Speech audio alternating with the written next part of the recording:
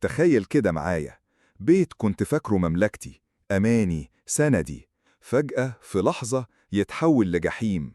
4 شهور وأنا مرمي بره بيتي. أنا حسين، راجل متجوز وعندي 4 أولاد.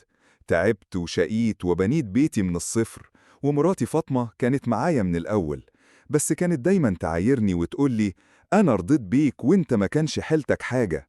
الكلمة دي كانت زي السكينة الباردة في قلبي. كنت ببلعها وأقول: معلش، العشرة بتنسي. الزمن دوار ومحدش عارف نصيبه فين. بعد 4 سنين جواز، القدر كان مخبلنا صدمة ما تخطرش على بال إبليس.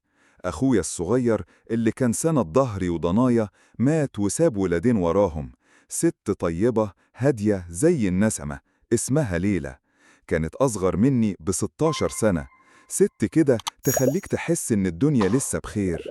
ضميري أنبني وما قدرتش أسيبهم كده. أنا هنا غلطت غلطة عمري، خدت قرار قلب لحياتي كلها. يا ترى إيه القرار اللي خدته وإيه المصيبة اللي هتحصل بعد كده؟